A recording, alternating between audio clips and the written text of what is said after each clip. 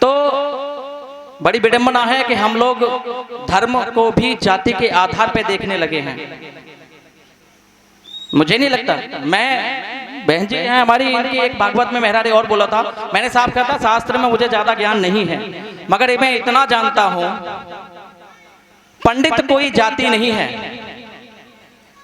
कभी भी पढ़ लेना, किसी महापुरुष से पूछ लेना जो ज्ञानी हो, पंडित एक उपाधि है जो ज्ञानी को दी जाती है, जो शास्त्र में या फिर भागवत कथा कोई भी कह रहा हो, चाहे वो बघेल हो, जाटव हो, कोई भी हो। दशरथ को पंडित कहा गया है। मेरे जानकारी। तो मैं तो एक ही बात कहूंगा, क्या कसूर था उनका? उनसे कहा गया कि आप यादव चमार हो, आपकी हिम्मत कैसे हो गई कथा पांडाल में मंच पर चढ़ने की? क्यों भाई, जो आयोजक थे उनको पता नहीं था क्या? इसका मतलब ये है कि उन जो वक्ता थे भागवत पांडाल भागवत कथा के जो वक्ता जो कहने वाले थे, व्यासपीठ पे बैठने वाले तो जो यादव थे, मुझे तो ऐसा लगता है कि षड्यंत्र था उनको बुला करके उनकी बेइज्जती करना। सबसे बड़ी बात तो ये है कि उनको उनका सर मुड़वाया गया, उनके साथ ऐसी घिनौनी कृतियां की गई कि शायद कहने में शर्म आती है। देखिए, खुल के भी ये बातें सही नहीं है। क्या यादव कोई भागवत गीता नहीं कह सकता, भागवत नहीं कह सकता? जबकि सब जानते हैं कि भागवत गीता में उपदेश देने वाला दुनिया का सबसे पहला अध्यापक भगवान श्री कृष्ण यदुवंशी थे, यादव थे,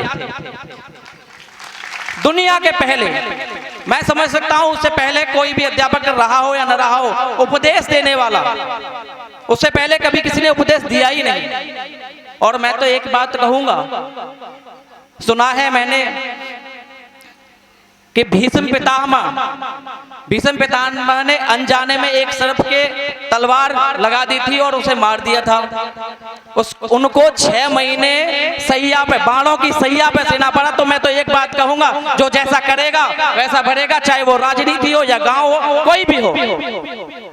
आप भी देख रहे हैं क्या, पिछले 10 साल की अगर कहानी देखी जाए और आज का दौर देखा जाए तो हमारे ही बुजुर्ग क्या कहते हैं कि जमाना बदल गया।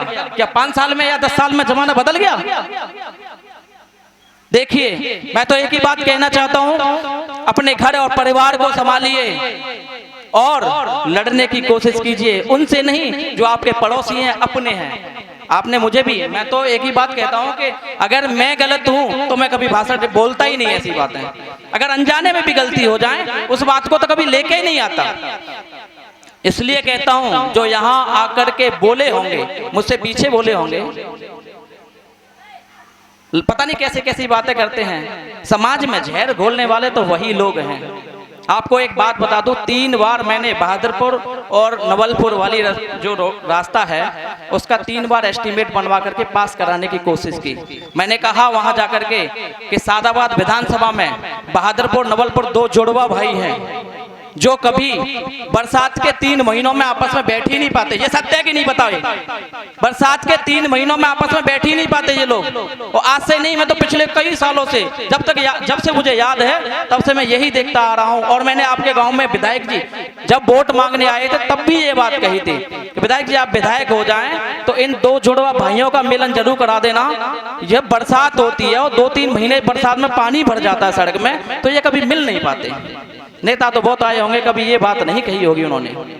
और इन्हीं नेताओं में से एक व्यक्ति ने, मैं नाम नहीं लूंगा, एक व्यक्ति ने उस सड़क को कटवाया, 3 बार पास कराया, 3 बार कटवाया। और आज यहां आकर के आपसे बड़ी बड़ी छिपरी बातें करते हैं और आपके भले की बातें करते हैं।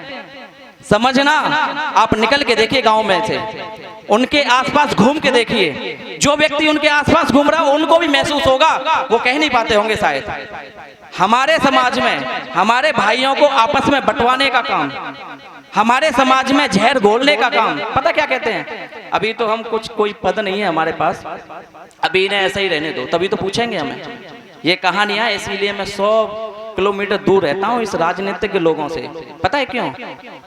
सब कहते हैं, बच्चा कहता है, हमारे बुजुर्ग भी कहते हैं कि राजनीति बहुत गंदी है।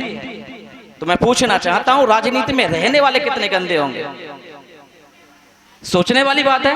इसलिए मैं तो खेत, भाई साहब ने कहा खेत और खलियान से होकर के जो मेरा रास्ता है मैंने उसको चुना है, मैंने आपके आदर्श को चुना है, क्योंकि आपने जिंदगी भर मेहनत की खेत और खलियान में, मगर आपकी आवाज को कोई उठाने वाला इस क्षेत्र में पैदा ही नहीं हुआ।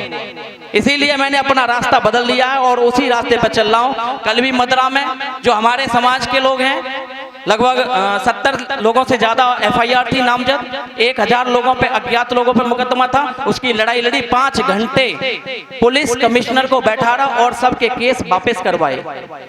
वैसे कल ही आ रहा था मैं, तो मैंने तो एक ही रास्ता चुन लिया कि भाई लड़ाई लड़ूंगा, संघर्ष करूंगा, जो भी होगा इन नेताओं से, अधिकारियों से छीनने की कोशिश अपने क्षेत्र के लिए करूंगा। बहुत बहुत धन्यवाद।